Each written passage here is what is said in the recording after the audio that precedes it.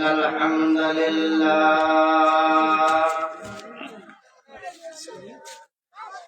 نحمده ونصلي على رسوله الكريم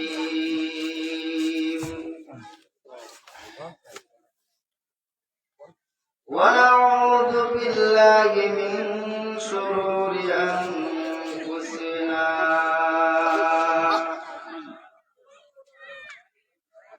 ومن سيئات أعمالنا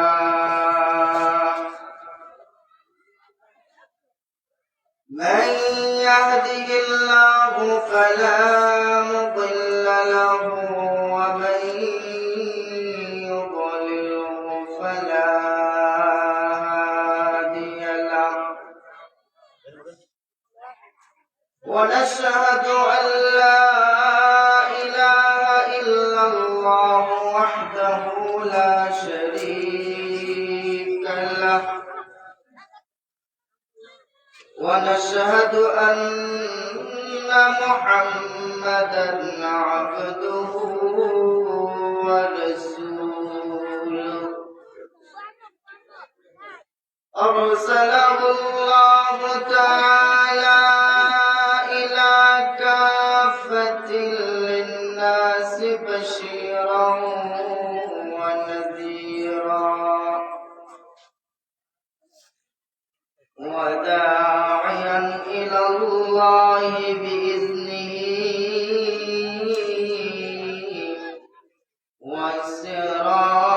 وسراجا وقمرا منيرا أما بعد فأعوذ بالله من الشيطان الرجيم بسم الله الرحمن الرحيم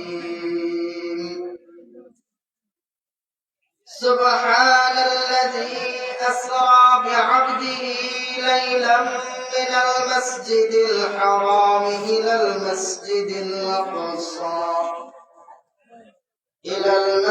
الأقصى الذي باركنا حوله لنريه من آياتنا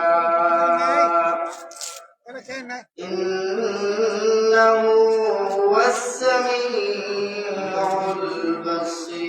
البصير وقال رسول الله صلى الله تعالى عليه وسلم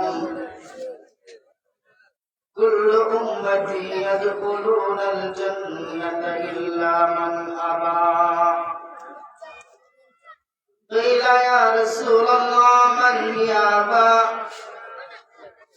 قال رسول الله صلى الله عليه وسلم من أطاعني فقد دخل الجنة ومن عصاني فقد أبى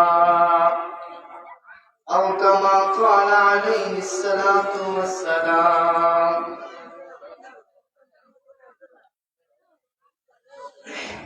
محترم حاضرین মহান আল্লাহ সুবহানাহু ওয়া তাআলার দরবারে লাখ কোটি শুকরিয়া জ্ঞাপন করি যে মহান আল্লাহ সুবহানাহু ওয়া তাআলা আমাদেরকে এই পৃথিবীতে যত রকম ফিতনা ফাসাদ আছে সমস্ত ফাসাদ থেকে ফিতনা থেকে ফারেক করে জান্নাতি একটা মাহফিলের মধ্যে কোরআনে কিছু আলোচনা করার এবং শোনার তৌফিক দান করেছেন এইজন্য রব্বে কাবার দরবারে দিল খুলে শুকরিয়া জ্ঞাপন করি বলি আলহামদুলিল্লাহ। আমি কিছু আলোচনা করব, মনোযোগ সহকারে শুনবে, লম্বা চড়া আলোচনা না, কোরআনে কিছু আলোচনা মনোযোগ দিয়ে শুনতে পারবো তো ইনশাআল্লাহ? কি বলেন আপনারা, পারবেন? কোরআন আমাদেরকে কি বলে, কেন নাযিল হয়েছে কোরআন, একটুও তো বোঝা দরকার আছে। আপনি কোরআন পড়তে পারেন না, শুনতে তো পারেন না, এটা পারবেন না। আল্লাহ কানও দেয় না, মুখ দিছে, মুখ দিয়ে কোরআন পড়তে পারেন না, কিন্তু আল্লাহ কান দিছে শোনার জন্য, শুনতে তো পারবেন, পারবো তো ইনশাআল্লাহ।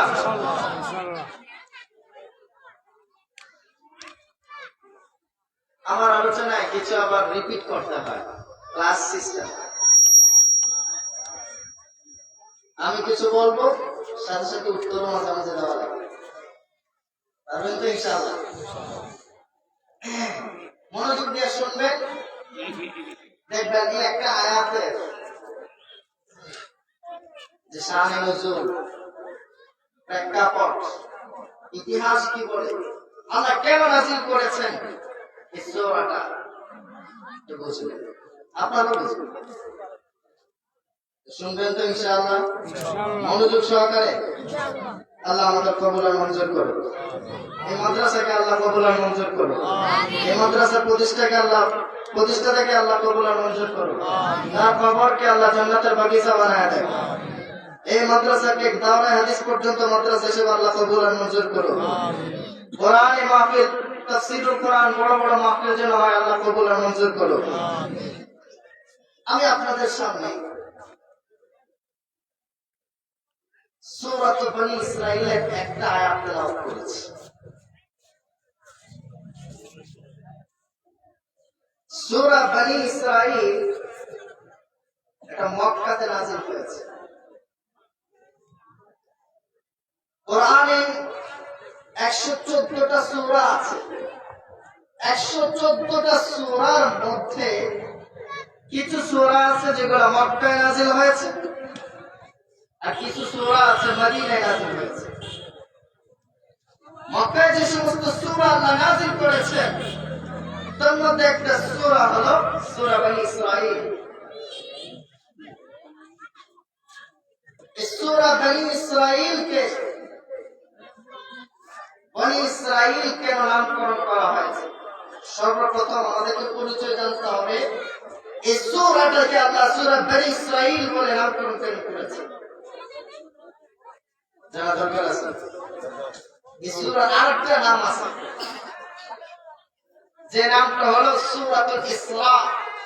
এটাকে সূরাতুল ইসরা বলা হয়। তাহলে সূরার নাম কয়টা হলো?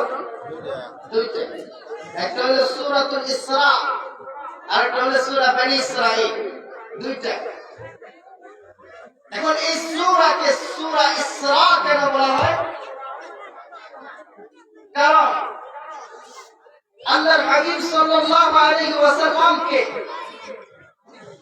হিজরতের আগে আল্লাহ সুবহানাহু ওয়া তাআলা মেরাজ করিয়েছেন। মেরাজ, এই মেরাজের সময় মক্কা থেকে আল্লাহ রাসূলকে বুরাক দিয়া বাইতুল মুকাদ্দাস পর্যন্ত নিয়েছেন।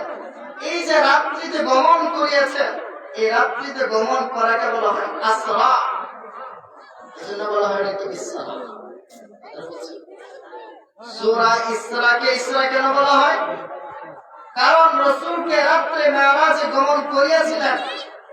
এই মেরাজে যাতায়াতের সময়, আগ মুহূর্তের সময় মক্কা থেকে বাইতুল মুকাদ্দাস পর্যন্ত রাত্রিতে যে গমন করেছিলেন, এই গমনটাকে বলা হয় ইসরা।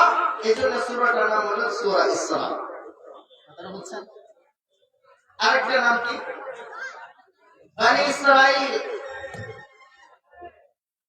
আরেকজন নবী ছিলেন, জলিলুল কদর নবী, খুব রাগী নবী ছিলেন, নাম হলো মুসা আলাইহিস সালাম। ওই নবীর উম্মত যারা, এরা ছিল বনী ইসরাঈল। আর এই সূরার ভিতরে আল্লাহ সুবহানাহু ওয়া তাআলা বনী ইসরাঈলের আলোচনা, দীর্ঘ আলোচনা করেছেন, খুব বিস্তারভাবে আলোচনা করেছেন। এই জন্য সূরার একটা অংশ হিসাবে আল্লাহ সুবহানাহু ওয়া তাআলা যে সূরাটাকে নামকরণ করা হয়েছে সূরা বনী ইসরাঈল। কথাটা বুঝেছেন? তাহলে আমরা প্রথমে বুঝলাম সূরাটার নাম কেন রাখা হয়েছে। জানতে হয়, নাম জানতে হয় না? এজন্য আমরা সূরার নামটা আগে জানলাম, সূরার নাম জানলাম। এখন আসেন প্রেক্ষাপট, এই সূরাটাকে আল্লাহ কেন নাযিল করেছেন? সূরাটাকে নাযিল করার উদ্দেশ্য কি? আল্লাহ নাযিল করতে হবে কেন, করছেন কেন? অবশ্যই উদ্দেশ্য আছে। আমাদেরকে আল্লাহ পাঠাইছেন দুনিয়ার মধ্যে খাওয়ার আর ঘুমানোর জন্য। আল্লাহ কোরআনে বলেন, মা খালাকতুল জিন্না ওয়াল ইনসা ইল্লা লিয়াবুদুন, আমি জিন এবং মানব জাতিকে সৃষ্টি করেছি আমি রবের ইবাদত করার জন্য। কেন করেছে? কেন? ইবাদত করার জন্য। তাফসীরে জালালাইনের মধ্যে আল্লামা সুয়ুতী রাহিমাহুল্লাহ উনি লিখেন, লিয়ারিফু লিয়াবুদুন আই লিয়ারিফু। এখন আল্লাহ দুনিয়াতে আমাদেরকে পাঠাইছেন শুধুমাত্র ইবাদত করার জন্য। আমি নামাজ পড়বো, 24 ঘন্টা নামাজ পড়বো, রোজা রাখবো, খাওয়া লাগবে, ঘুমানো লাগবে।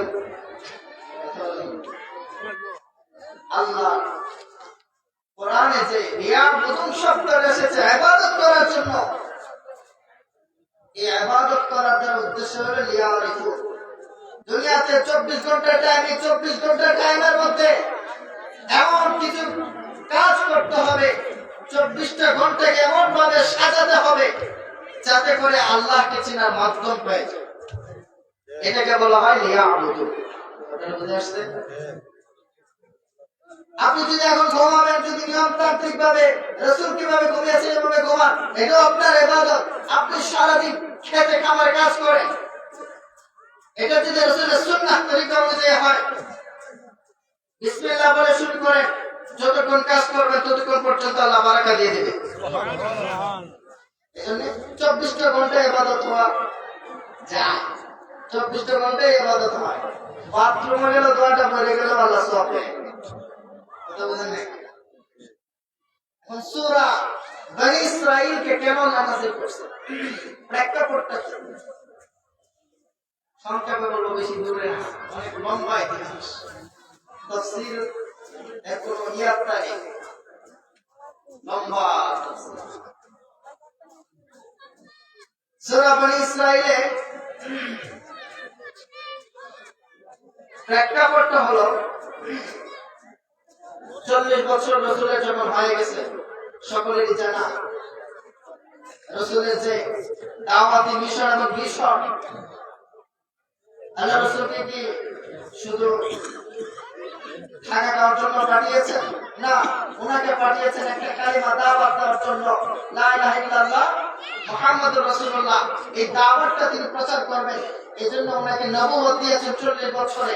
40 বছর যখন রাসূলের হয়ে গিয়েছে, রাসূল দাওয়াত দিতেছেন, দাওয়াত দিতেছেন। মক্কার কাফের বেঈমানরা প্রথমে রাসূল যখন নবুয়তের দাওয়াত দেন না, লা ইলাহা ইল্লাল্লাহর দাওয়াত দেয় না, তখন মক্কার কাফেররা সকলে ঐক্যমত হয়ে ওনাকে আল আমিন উপাধি দিয়েছিল। যে এই পৃথিবীতে যদি সত্যবাদী কোনো লোক থাকে তাহলে আল আমিন আছে, আর কেউ। যখন এই নবীজি নবুয়ত প্রাপ্ত হয়েছেন, আল্লাহর দাওয়াত মানুষের কাছে প্রচার প্রসার করতে লাগলেন, তখন এই সবার চেয়ে বড় শত্রু হয়ে গেলেন মুহাম্মদ। ঠিক না? তো রাসূল আস্তে আস্তে দাওয়াত দিতেছেন, সমস্ত মানুষ শত্রু হয়ে গেছে। এর মধ্য থেকে রাসূলের দাওয়াত কিছু মানুষ গ্রহণ করেছে। ওমর রাদিয়াল্লাহু তাআলা আনহু, আবু বকর সিদ্দিক রাদিয়াল্লাহু তাআলা আনহু, উসমান ইবনে আফফান রাদিয়াল্লাহু তাআলা আনহু, আলী কাররামাল্লাহু ওয়াজহাহু, এরকম অনেক সাহাবী মুসলমান হয়ে গেছে। আউস খাজরাজ বড় দুইটা গোত্র, এই দুইটা গোত্র দেখে মানুষ আস্তে আস্তে মুসলমান হয়ে গেছে, একটা বড় জাতি হয়ে গেছে মুসলমান। আগে তো সব কাফের ছিল, আস্তে আস্তে যখন একটা মোটামুটি বড় গোত্র হয়ে গেছে মুসলমানদের, তখন রাসূল সাল্লাল্লাহু আলাইহি ওয়াসাল্লাম চিন্তা করলেন আমাদের মুসলমানদের জন্য আলাদা একটা রাষ্ট্রীয় গঠন করা দরকার, আলাদা কি করা দরকার? রাষ্ট্র গঠন করা দরকার। আলাদা রাষ্ট্র যখন গঠন করবে, এটা একটা আশ্চর্য বিষয় যে কয়েকজন লোক বাছাই করে কাফেরদের থেকে একটা নতুন রাষ্ট্র কায়েম করবেন। এটা যেরকম আশ্চর্য, এটা আশ্চর্য রাসূলের কাছে না লাগে, এই কারণে আল্লাহ সুবহানাহু ওয়া তাআলা ওনাকে মেরাজ করিয়েছেন। এবং আরো কিছু কারণ আছে, তার মধ্যে আরেকটা কারণ হলো রাসূলের এই বছর ছিল ইয়াউমুল হুজুন, চিন্তার বছর ছিল। এই চিন্তাটাকে দূরীভূত করার জন্য আল্লাহ সুবহানাহু ওয়া তাআলা মেরাজ গমন করিয়েছেন। কি করিয়েছিলেন? মেরাজ। এই মেরাজ হলো সত্য। মেরাজ শব্দটা তো শুনছি, এখন মেরাজ কাকে বলে, এটার উপর কতটুকু বিশ্বাস রাখতে হবে এই আলোচনা এখানে আসে। সুবহানাল্লাযী আসরা বি'আবদিহি লাইলান মিনাল মাসজিদিল হারাম ইলাল মাসজিদিল আকসা আল্লাযী বারাকনা হাওলাহু লিনুরিয়াহু মিন আয়াতিনা ইন্নাহু হুয়াস সামিউল বাসীর। এজন্য আল্লাহ সুবহানাহু ওয়া তাআলা এই সূরা শুরু করেছেন সুবহান শব্দ দিয়ে। কি শব্দ দিয়ে? সুবহান শব্দ। আরবি ব্যাকরণ বুঝলে বোঝা, বাংলা যেরকম আমার কথা আপনারা বুঝতেছেন, ব্যাকরণ বুঝলে আরবি, সরফ না বুঝলেও এগুলো একেবারে সহজ। সুবহান শব্দ কখন বলা হয়? আমরা আশ্চর্য কখন হই, হ্যাঁ কি হয়ে গেছে, আশ্চর্যজনক কোনো কিছু হয়ে গেলে তখন বলি সুবহান। সুবহানাল্লাহ। এখানে আল্লাহ সুবহানাহু ওয়া তাআলা সুবহান শব্দ ব্যবহার করেছেন কেন? আল্লাহ রাসূল সাল্লাল্লাহু আলাইহি ওয়াসাল্লাম হিজরতের আগের বছর উম্মে হানির ঘরে বসে ঘুমাচ্ছিলেন। ঘুমন্ত অবস্থায় রাত্রি প্রায় শেষের দিকে, ঠিক ওই সময় জিবরিল আমিন হাজির, ওইদিকে মিকাইল আলাইহিস সালাম হাজির। দুইজনে যখন হাজির হয়ে গেলেন, বলতেছে আল্লাহর সাথে সাক্ষাৎ করতে হবে আপনার। হঠাৎ করে এসে এই সময় কি করেন রাসূল? কি করতেছেন? ঘুমাইতেছেন। তো ওনাকে কোন রকম ভাবে জাগ্রত করে নিয়ে গেলেন কাবা শরীফের কাছে, আতিফে কাবার কাছে। ওখানে গিয়ে রাসূল ঘুমাইতেছেন। রাত্রি শেষ পর্যায়ে কেমন হয়, ঘুমটা বেশি ধরে না? কি বলেন আপনারা? শেষ রাত্রে ঘুমটা একটু বেশি ধরে না? তো রাসূলের একটু ঘুম বেশি ধরে আছে। আতিফে কাবাতে নিছেন, ওখানে রাসূল ঘুমান। নেওয়ার পরে জিবরিল আলাইহিস সালাম একটা পাত্র নিলেন, ওখানে নিলেন জমজমের কুয়ার পানি, জমজম কূপের পানি। নেওয়ার পরে ওখানে দুইটা জিনিস ছিল, একটা হলো ঈমান আর একটা হলো হিকমা। এটা একটা বিষয় আলোচনা করলে অনেক লম্বা। রাসূলের এই জমজম কূপের পাত্রটাতে ঈমান ছিল, হিকমাও ছিল। ঈমানও কি দেখা যায় না? ঈমান কি দেখা যায়? কথা বলেন না? ঈমান কি দেখা যায়? হিকমত কি জিনিস এটাকে দেখা যায়? প্রজ্ঞা কি দেখা যায়? দেখা যায় না। আমি প্রশ্ন করব, ভাই আপনাদের যে জ্বর হয়, জ্বরটা কি দেখেন? জ্বরটা দেখা যায়? যখন থার্মোমিটার বাইর হয়েছে তখন তো বুঝছে যে জ্বর এত%। কথা বলেন না? তার মানে ঈমানের যন্ত্র যদি থাকতো, হিকমার যন্ত্র যদি থাকতো, তাহলে এটাকে মাপা যায়। এজন্য এটাকে আমাদেরকে বিশ্বাস করতে হবে। ঈমানও ছিল, হিকমাও ছিল। তখন জিবরিল আমিন আয়েশা এই পাত্রটাতে রাসূলের যে বক্রটা ছিল এটা ছিঁড়লেন। চিরার পরে ওনার অল্পটাকে এটা দিয়ে দৌত করছে, ঈমান এবং হিকমা দিয়ে এটাকে দৌত করছে। সবকে সাদা বুকটাকে ছিদ্র করেছেন, কেটেছেন, যেটাকে আমরা হার্ট সার্জারি চিনি, হার্ট সার্জারি করতে গেছে ওখান থেকে ওরা জাস্টিফাই করছে, তারপরে হার্ট সার্জারি হয়ে গেছে। কথা বোঝেন নাই? ওখান থেকে মানুষ গবেষণা করছে বুক যদি ছিঁড়ে ফেলে তারপরে মানুষ মরে না, রসুল যেরকম ভাবে মরে নাই, তার মানে এটা মানুষ বুক ছিঁড়লেও মরবে না। ওখান থেকে তারা জাস্টিফাই করছে, ওখান থেকে গবেষণা। তাহলে বর্তমান বুঝে আসতেছে, আবার কিন্তু মনে থাকতে হবে কোন জায়গায় আলোচনা আছে, মনেও রাখতে হবে। তো রাসূল এর সবকে সদর হয়ে গেল, হিকমা এবং ইমান দিয়া রাসূলের কবরটাকে পরিষ্কার করছেন। পরিষ্কার করার পরে ওনাকে বললেন, হাউদা আপনার জন্য রেডি। হাউদা কি? এমন একটা, এটার নাম হলো বুরাক। এটা হলো কচ্ছপের থেকে বড়, বুরাক থেকে বড়, কচ্ছপ থেকে ছোট, সাদা রঙের। জিবরিল আমিন সামনে, রাসূলকে মাঝখানে বসাইলেন, মিকাইল আলাইহিস সালাম পিছনে বসলেন। বসার পরে এই যে বরফটা আছে, এই বরফটা পাওয়ার কতটুকু, তার চোখটা যেখানে গিয়ে শেষ হয়, সীমানা শেষ যেদিকে, ওখানে তার একটা পা যায়। সুবহানাল্লাহ, রাস্তে করবো 1400-1450 বছর আগের কথা। ঘোড়া গিয়ে তো জোরে লাভ মারতে নেই, লাভ মারতে পারে। ওখান থেকে রাসূল সাল্লাল্লাহু আলাইহি ওয়াসাল্লাম আমার বলেন, বুখারী শরীফের হাদিস, রাসূল যখন দেখলেন এই ঘোড়াটা ঘোড়ার মতো আছে, ঘোড়া না, ঘোড়াটা ঘোড়ার মতোই যখন উপরের দিকে উঠে তখন তার পা গুলা একটু ঘুরায় নেয়, মানে পা গুলা একেবারে লাগায় না। আবার যখন নিচে নামে তখন আবার পা গুলো ছড়ায় নেয়। এই যে সিস্টেমটা বর্তমানে আপনারা প্লেন দেখেননি, প্লেনে যখন উড়ে তখন তার চাকাগুলো উপরে নিয়ে নেয়, সাথে লাগায় না। আর যখন মাটিতে নামে, এয়ারপোর্টে ল্যান্ড করে, তখন আবার চাকাগুলো আছে। কথা বোঝেন নাই?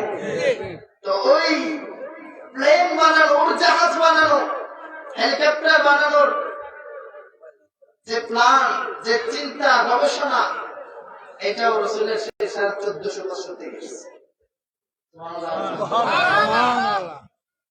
কোরআনী কথা, এগুলা কার কথা? কোরআনী তাফসীর কথা।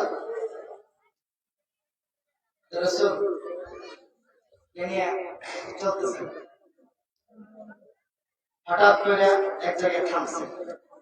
আমার পর বলল যে এই জায়গাটা কোথায়? বলতেছেন এই জায়গাটা হলো ইয়াসরিব। সত্য নাম কি? ইয়াসরিব। বলতেছে ইয়া রাসূলুল্লাহ, আপনার এমন একটা সময় হবে, অচিরেই আপনাকে হিজরত করতে হবে, একটা নতুন রাষ্ট্র কায়েম করতে হবে, যে রাষ্ট্রটা হবে মুসলমানদের, অন্য কোন কুফার মুশরিকরা এখানে থাকতে পারবে না। এক সময় আপনি নিজে একটা ঘোষণা দেবেন, আখরিজিল ইয়াহুদা ওয়ান নাসারা মিন জাজিরাতুল আরব।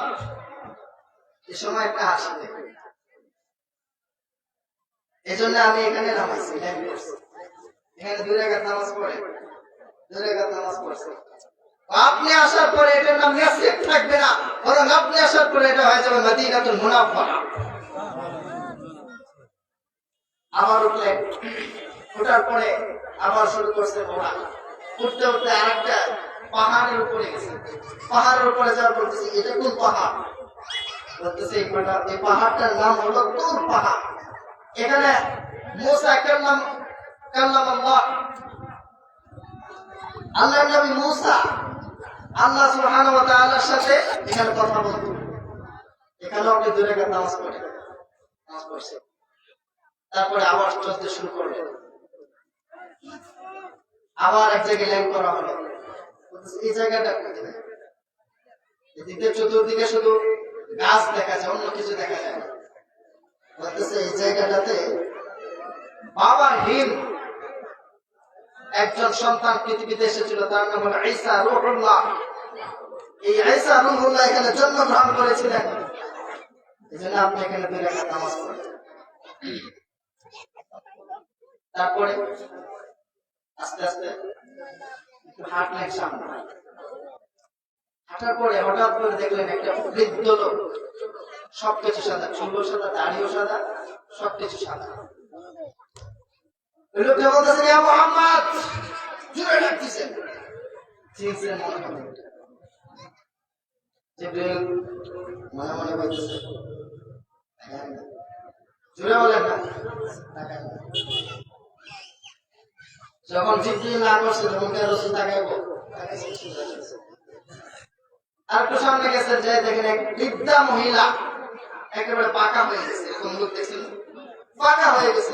ওই লোকটা ডাকতেছে, মুহাম্মদ। কথা বুঝতেছেন আপনারা? মনোযোগ আছে? মনোযোগ না থাকলে কিন্তু সেটা বেরোবে। তো রাসূল সাল্লাল্লাহু আলাইহি সাল্লামকে ডাকছেন, আবার জিবরিল বলেছে তাকান যাবে।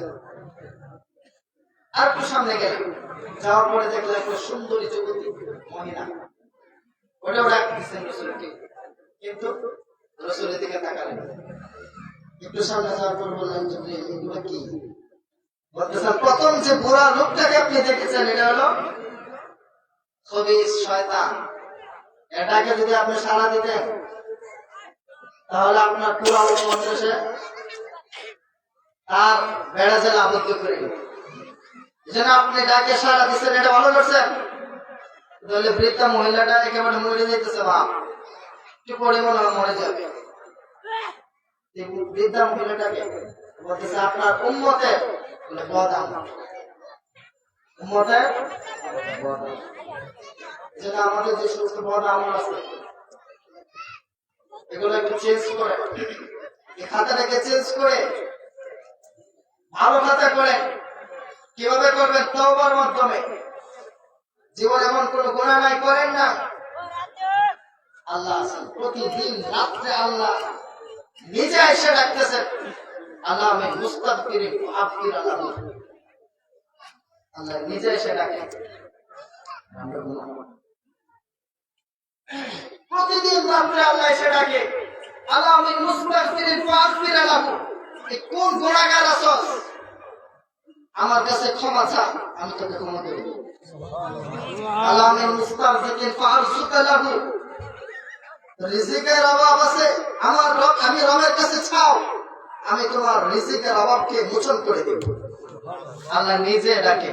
আমাদের খেয়াল পারবো তো ইনশাআল্লাহ? জীবনে যত গুনাহ করেছি এই সমস্ত গুনাহ থেকে আমরা তওবা করবো তো ইনশাআল্লাহ? তো তৃতীয় যে সুন্দরী মহিলাটা, এটা হলো দুনিয়া। তারটাকে যদি আপনি সারা দিতেন তাহলে আপনার উম্মত পুরা উম্মতই নারীলোপী হয়ে যেত। এজন্য আপনি এটাকে সারা না দিয়ে ভালো করছেন। তারপরে রাসূলকে বরাক দিয়া মসজিদে আকসায় গেছেন। ফিলিস্তিন বর্তমানে যেটা ফিলিস্তিন মসজিদুল আকসা, এখানে পরিষ্কার আয়াতেও লেখা আছে, সুবহানাল্লাযী আসরা বি'আবদিহি লাইলাম মিনাল মাসজিদিল হারাম ইলাল মাসজিদিল আকসা। মসজিদে হারাম থেকে মসজিদে আকসা পর্যন্ত নিলেন। নেওয়ার পরে দেখলেন অনেকগুলা মানুষ কাতার বন্ধ অবস্থা, সব কাতার কমপ্লিট, শুধুমাত্র ইমামের জায়গাটা ফাঁকা আছে। জিবরিল আমিন কানে কানে যা বলতেছে, ইয়া রাসূলুল্লাহ এই জায়গাটাতে আপনি ছাড়া আর কেউ যাবে না। ওখানে যাওয়ার পরে উনি রাসূল সাল্লাল্লাহু আলাইহি ওয়াসাল্লাম নিজে ইমামতি করলেন, 2 রাকাত নামাজ পড়াইছেন। সমস্ত নবী আলাইহিস সালাতু ওয়াস সালাম পিছনে নামাজ পড়ছেন। সমস্ত নবীদের সর্দার হলো আমাদের নবী, এটা মানতে হবে। যারা মানবে না এদের ইমান থাকবে। নবীজি বলেছেন স্পষ্ট হাদিস, যদি মুসা এই জামানায় থাকতো তাহলে আমার ইতাআত করা লাগতো, আমার অনুসরণ করা লাগতো। ঈসা রূহুল্লাহ আবার আসবেন দুনিয়ায়, নবী হিসাবে আসবেন, উম্মত হয়ে আসবেন। বিশ্ব নবীর পরে আর কোন নবী নাই, উনি হলেন খাতামুন নবীয়্যিন, সর্বশেষ নবী। এটা মানতে হবে, এটা হলো ঈমান। এজন্য রাসূলকে দেখায় দিয়েছেন আপনি হলেন সাইয়্যিদুল মুরসালিন, রাসূলদের সর্দার। এই যে বাইতুল্লাহ থেকে মক্কা শরীফ থেকে মসজিদুল আকসা পর্যন্ত ওরাকের মাধ্যমে, জিবরিলের মাধ্যমে, মিকাইলের মাধ্যমে রাসূলকে গমন করিয়েছিলেন রাত্রিকালে। এই রাত্রিকালের গমনটাকে বলা হয় ইসরা। সকলে বুঝেছেন এটা কি বলে? ইসরা। এটা কি আশ্চর্য বিষয় না? কি বলেন আপনারা? আশ্চর্য, অবশ্যই আশ্চর্য। এই জন্য আল্লাহ সুবহানাহু ওয়া তাআলা প্রথম শব্দ সুবহান দিয়ে শুরু করছেন। সুবহান, সুবহানাল্লাযী আসরা বিআবদিহি লাইলাম মিনাল মাসজিদিল হারাম ইলাল মাসজিদিল আকসাল্লাযী বারাকনা হাওলাহু লিনুরিয়াহু মিন আয়াতিনা ইন্নাহু হুয়াস সামিউল বাসীর। সুবহান শব্দ দিয়ে শুরু করছেন।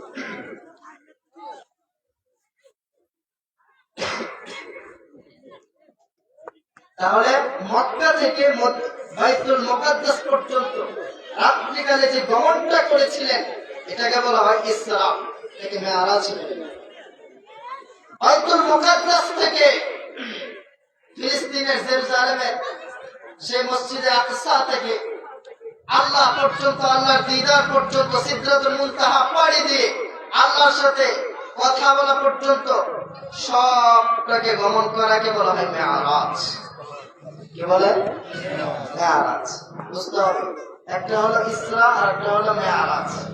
মেরাজটাও এই কোরআনের আয়াতে স্পষ্টভাবে সাবিত না, হাদিসের মাধ্যমে সাবিত। এই জন্য মাসআলা হলো যদি কেউ ইসরাটাকে অস্বীকার করে সে কাফের, সাথে সাথে কাফের। রাসূল বাইতুল্লাহ থেকে মসজিদ আল আকসা পর্যন্ত বরাত দিয়ে এসেছেন, এটাকে কেউ যদি অস্বীকার করে সাথে সাথে কাফের। কি হয়ে যাবে? কেন? কারণ কোরআনের আয়াত। আর রাসূল সাল্লাল্লাহু আলাইহি ওয়াসাল্লাম মেরাজ করেছেন, এটাকে বিশ্বাস করে ঈমানের একটা অংশ।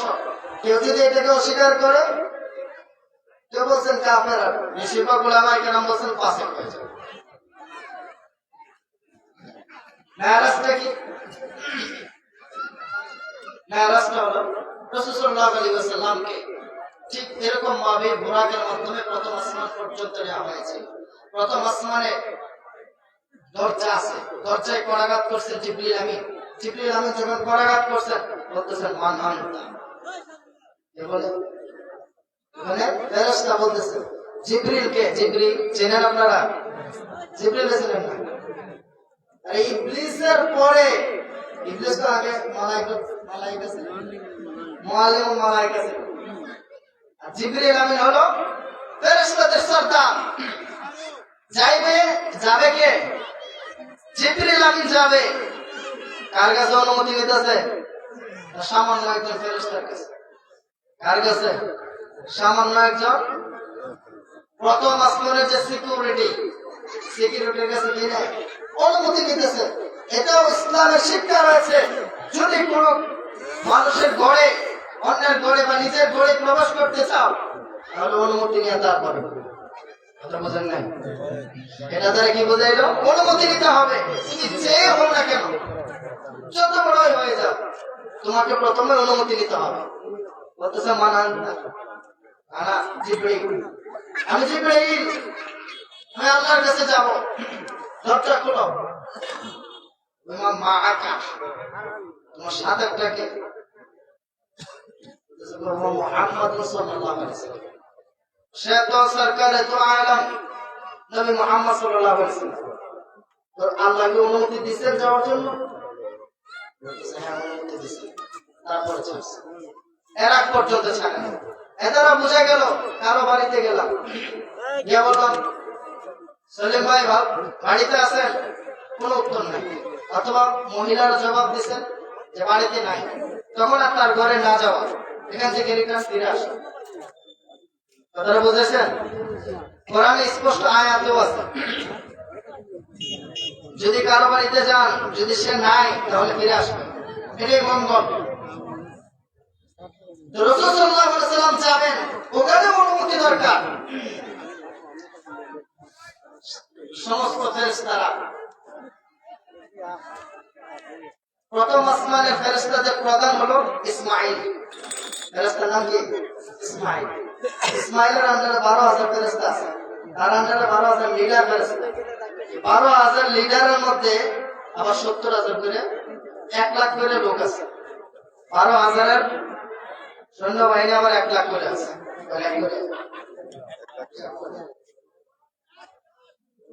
অনেক না? তো সমস্ত ফেরেশতারা জড়ো হয়ে গেছে। সরকারে তো আলম নবীউল আলামিন ওয়াল আজমি মুহাম্মদ সাল্লাল্লাহু আলাইহি ওয়াসাল্লাম আসলেন, সবাই আল্লাহ সাল্লাল্লাহু জানিয়ে গেছে। জানার পরে প্রথমে দেখলেন একটা বৃদ্ধ লোক বসে। জিবরাইল আমিন বললেন, উনি হলেন আপনাদের বাবা, সবার বাবা, সাইয়েদনা আদম আলাইহিস সালাম। উনি সবার বাবা, আমাদের বাবা না? সকলের বাবা হলো আদম আলাইহিস সালাম। তো ওনার সাথে মুসাফা করলেন। করার পরে আদম আলাইহিস সালাম বললেন, আমার ছেলে মাশাআল্লাহ, দোয়া করে দিলেন, আমার ছেলে সরকারে তো আলম। খুশির কথা না? ছেলে যদি অনেক বড় হয় বাবার জন্য এটা খুশি না? কি বলেন আপনারা?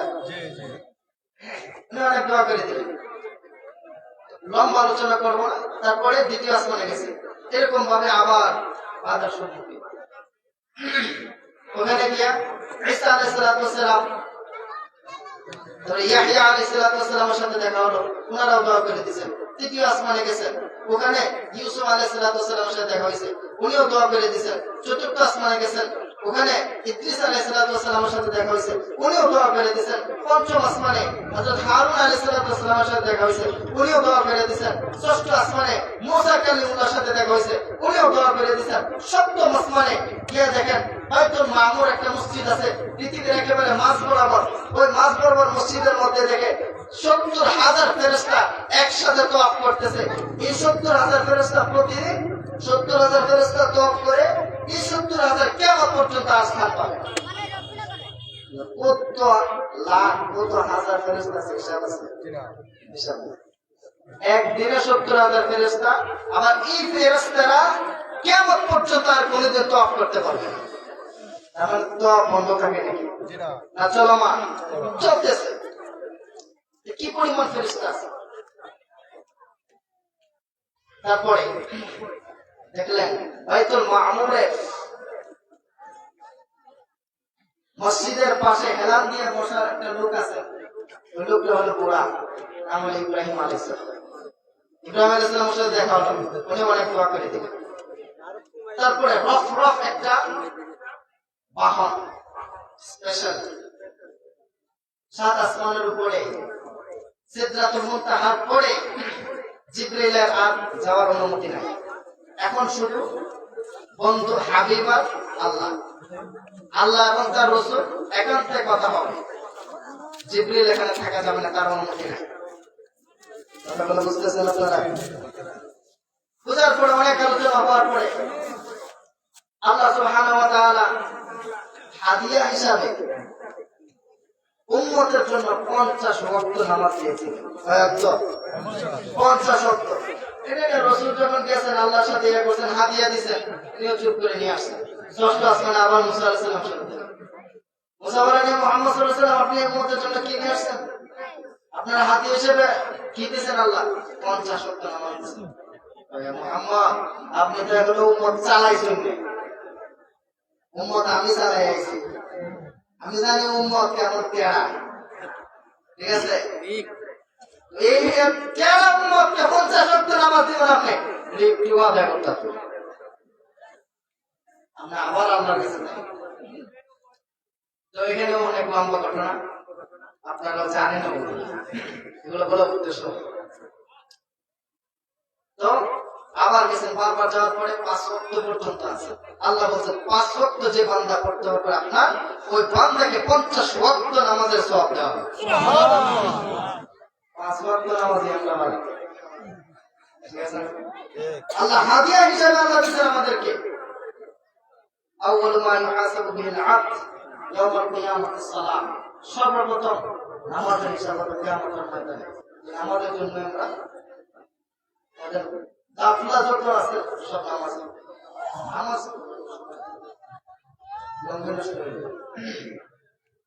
নামাজ পড়বো তো ইনশাআল্লাহ। আল্লাহর দেওয়া হাদিয়া রাসূলের মাধ্যমে পাঠাইছেন তা মেরাজের দিনে, মেরাজের রাত্রিতে। এই হাদিয়াটাকে আমরা গ্রহণ করতে পারতেছি, আল্লাহর দেওয়া হাদিয়া।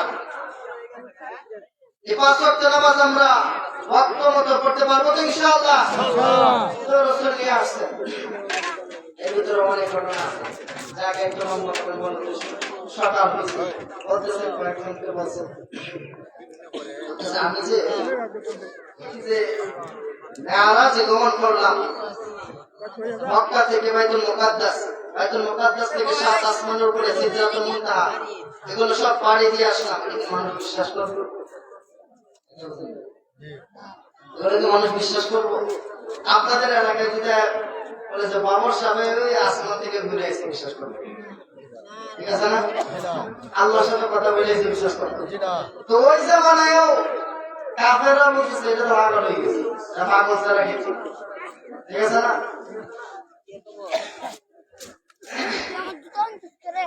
তো ফজরের নামাজের পরে সাহাবায়ে কেরামকে এই ঘটনা জানাতে রাসূল ইতস্তত করছে, তারপরও জানাইছে। সাহাবায়ে কেরাম রাসূল যে বলছেন সত্য। কাফেররা যখন শুনছে ওইটা করে আগে তো আধা পাগল আছে, খালি লা ইলাহা ইল্লাল্লাহ দাওয়াত দিতে, এখন তো পুরা পাগল হয়ে গেছে। এখন কি হয়ে গেছে? পুরা পাগল হয়ে গেছে। রাত্রের একটু সময় আবার আসমান ঘুরে আওয়াজ কোন স্বপ্নে গেছে, ইদিয়া স্বপ্নে আপনার নেইলো চলেন না মাথা মাথা কথা হয় না, পরে দেখে তো চলে ঘুমা। ঠিক আছে না? এটার উত্তরও আল্লাহ কোরআনের মধ্যে দিয়ে আছে। বলতেছেন অনেকে বলবে কিয়ামত পর্যন্ত যে রাসূলের মেরাজটা সশরীরে হয় নাই, বরং স্বপ্ন দিলে হয়েছিল। এটার উত্তরও আল্লাহ এটা দিয়ে দিয়েছেন, সুবহানাল্লাযী আসরা বিআবদিহি। এই পাশে আছে আবদ শব্দের অর্থ হলো দাস, মানুষ। আচ্ছা বলেন তো আমাকে, একটা মানুষের শুধু রূপটা কি মানুষ? রূপটা কি মানুষ?